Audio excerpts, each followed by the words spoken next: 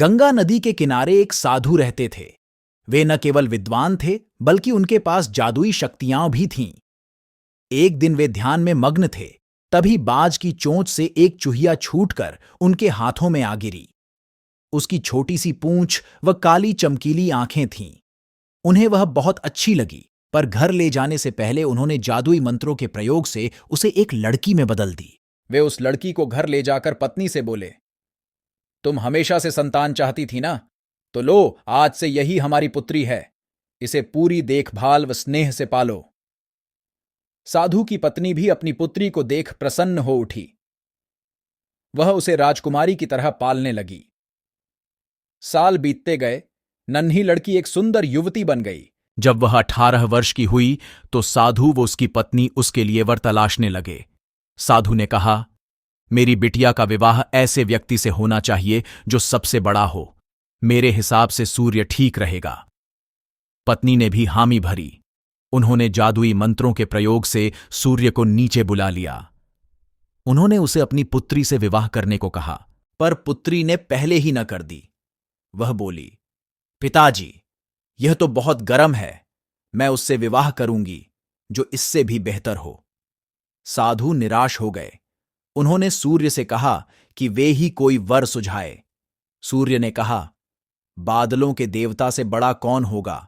उनमें तो मेरी किरणों को भी रोकने की शक्ति है। साधु ने बादलों को नीचे बुलाया व अपनी पुत्री से विवाह करने को कहा, पर इस बार फिर पुत्री ने मना कर दिया। वह बोली, ये तो कितना बदसूरत है, मैं इससे विवाह नहीं कर सकती। साधु ने बादल देवता से कहा कि वही कोई अच्छा वर सुझा दें। वे बोले, पवन देवता ठीक रहेंगे, वे तो मुझे भी अपने फूंक से उड़ा देते हैं। साधु ने पवन देवता को बुलाकर अपनी पुत्री से विवाह करने को कहा। पुत्री ने फिर इनकार कर दिया। वह बोली, मैं इससे शादी नहीं करूंगी। ये तो कहीं टिकते नहीं, हमेशा यहां वहां भागते रहते हैं।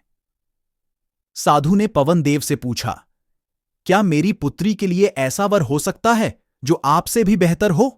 पवन देव ने कहा कि पर्वत देव मजबूत व ऊंचे हैं, वे मेरा भी रास्ता रोक देते हैं। साधु ने पर्वत देवता से कहा कि वह उसकी पुत्री से विवाह कर लें। पुत्री ने फिर से मना कर दिया। वह बोली, ये तो बहुत लंबे, सख्त व कठोर हैं, मैं इनसे विवाह नहीं कर सकती। इनसे भी कोई बेहतर चाहिए। पर्वत देवता ने चूहे का नाम सुझाया। वे बोले, माना मैं काफी सख्त, मजबूत व ऊंचा हूं, पर चूहे मुझमें भी आसानी से बिल बना सकते हैं। साधु ने चूहे को बुलाया। उसे देखते ही उसकी पुत्री खुशी से उछल पड़ी।